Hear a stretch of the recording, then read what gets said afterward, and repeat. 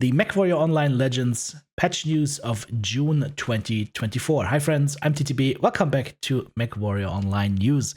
Let's talk about the latest and greatest patch notes that are happening this month.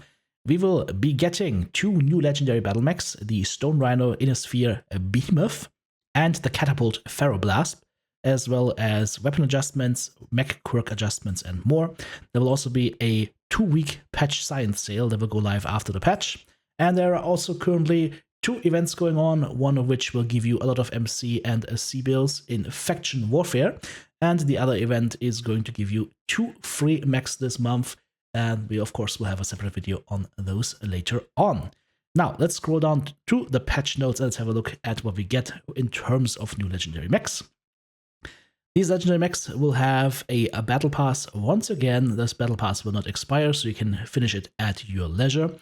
We have the Stone Rhino, Behemoth, and the Catapult Ferroblast, as already mentioned. And they will sell for $15 each on the website. Will include the legendary mech and the paint job, 30% C build boost on the mech, plus the, of course, battle pass, the mini battle pass that they always have will give you GSP, C builds, MC, premium time, and cockpit items, decals, colors, and bolt-ons. And like I said, no expiration date, which is a very, very nice touch. Here we go. This is the Behemoth, which is a Stone Rhino, but it's going to be an Innisphere Stone Rhino. It features a unique skin, Wolf's Dragoons themed, actually, if I'm correct here. There's like Wolf's Dragoons head down here. BHN-6H. Legendary. Also got a little shark mouth going on here. And let's have a look at the loadout screen right here.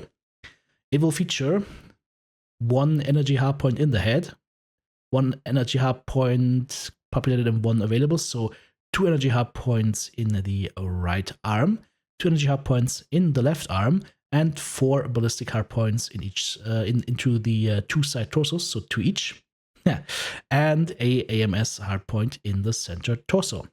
So the loadout is going to be double PPC, double AC-10, and a small laser, which of course is a garbage loadout for a 100-tonner. You could do something like that on a catapult. So ridiculously underpowered, of course.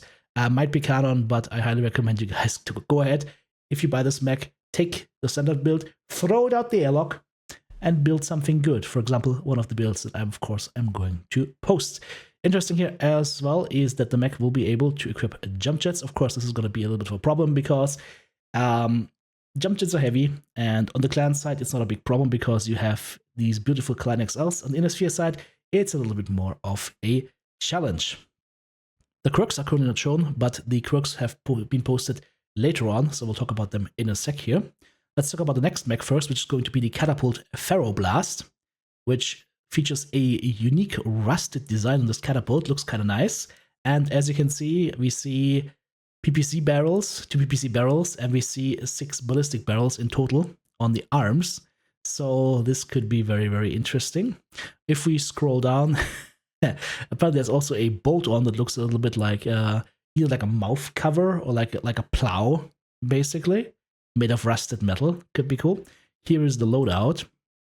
The loadout is going to be in terms of hard mounts. We get 3 ballistics for each arm and 1 energy for each arm.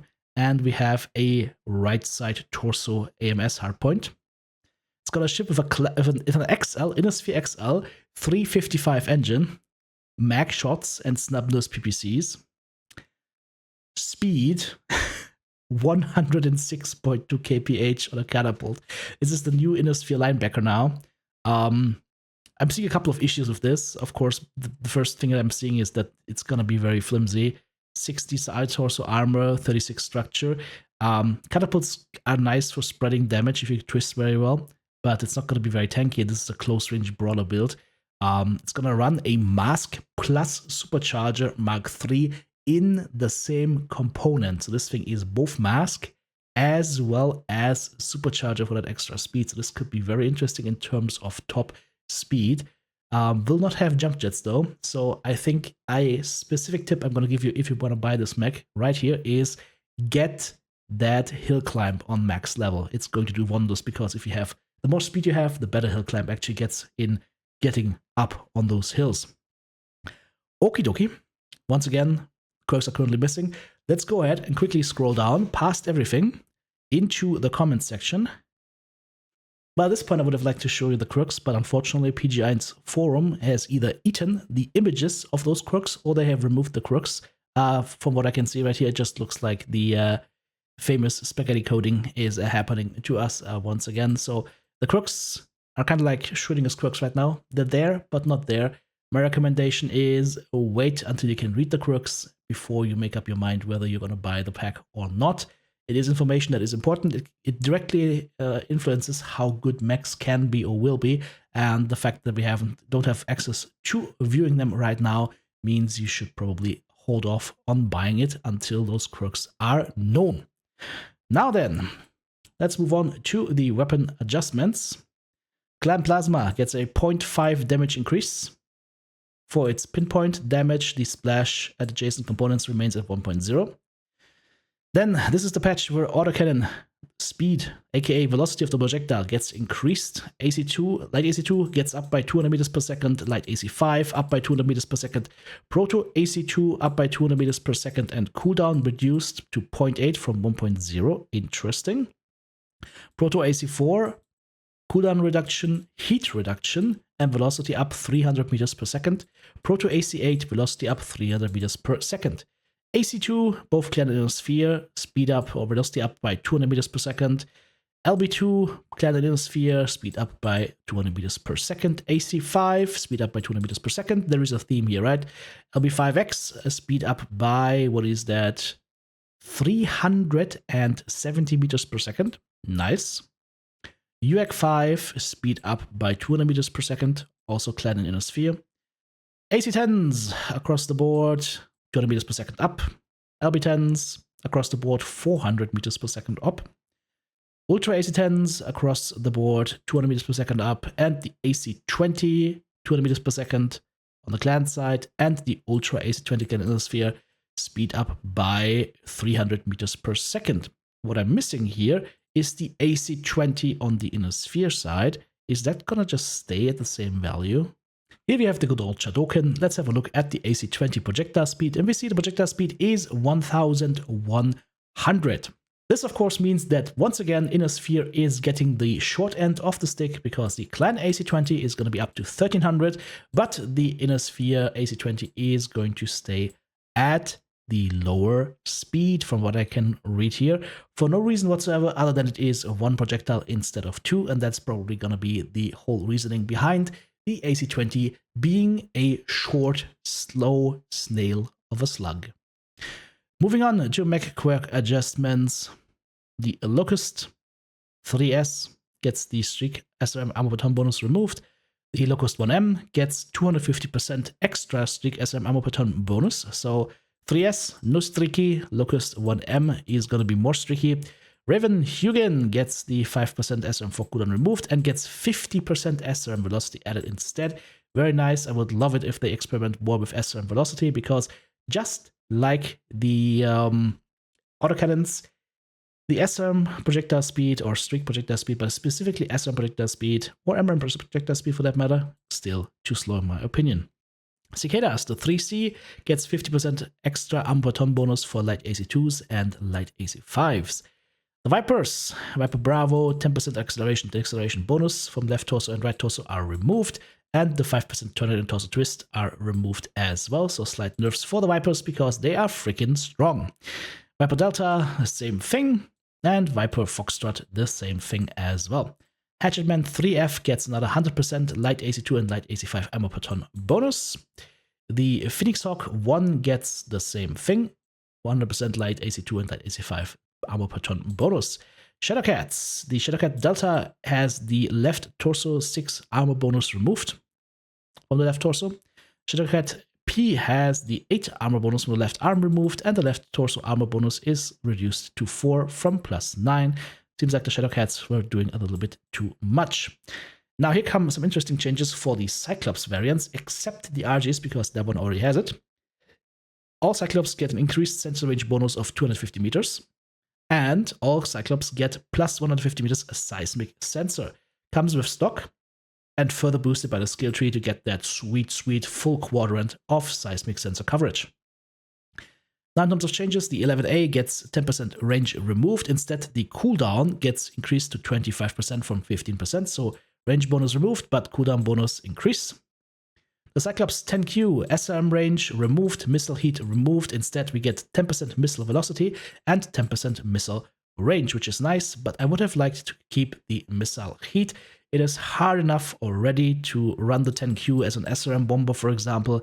So this would have been nice to keep. Didn't really need to be removed, in my opinion. Cyclops 10Z, 10% extra range added. The 11A DC, 5% heat and SRM spread removed. Instead, it gets 25% weapon velocity, up from 10%.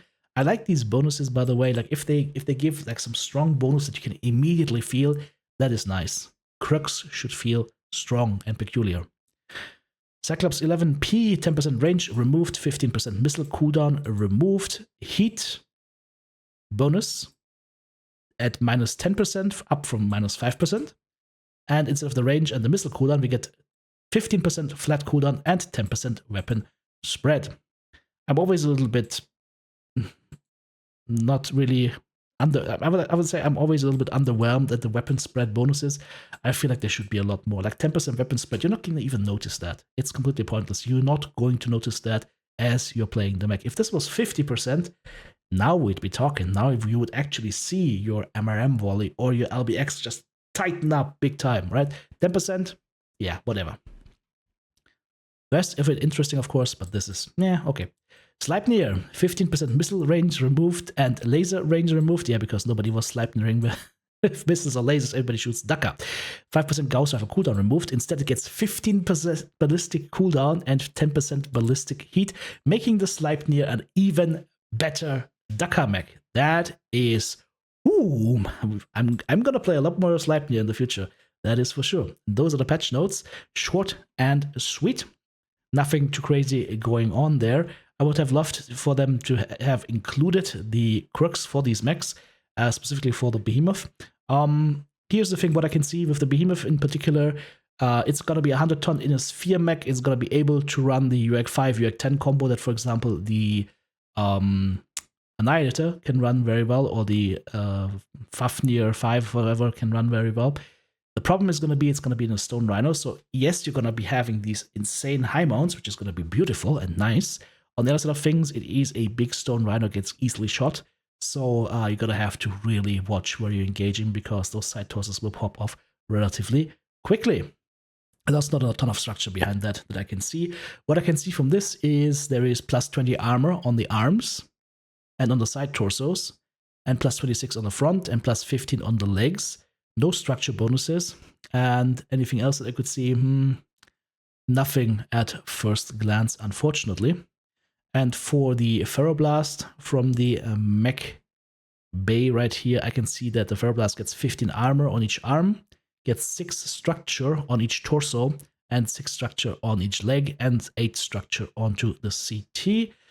For a mech that is going to be meant to be fast and in there, with an Inner Sphere XL, let's just say I would have liked this to be a little bit more tanky, because this weapon loadout is basically light mech level. So unless this thing comes with insane quirks, it's gonna be a meme, and not a good one. Could be a fun mech, yeah, but like so many mechs out there, let's for example say the Red Reaper 2, Black Knight with the shield, or the Centurion with the shield, the Onyx. You don't see too many run around. If mechs aren't good, people don't play it. So with this, I would love to see the quirks. If those quirks are strong, it could be something cool that people will play. If the quirks are lackluster, then it's gonna be a dud. So I really applaud the idea behind it. We'll see how it then works on the battlefield. But right now, on the Stone Rhino, I'm like, yeah, this is probably gonna be okay to good, depending on how the quirks are. With this thing, it's gonna be cool, but that novelty might wear off very, very quickly, and it might be underpowered. So we'll have to see, and of course, we'll try and find out as soon as possible. What are your highlights from these patch news? Let me know in the comment section below. Thank you so much, supporters. Couldn't do it without you. If you want to join Team TTB, check out the join button right here on YouTube, super thanks button in the comment section, or of course the links to Patreon or the merch store listed in the video description.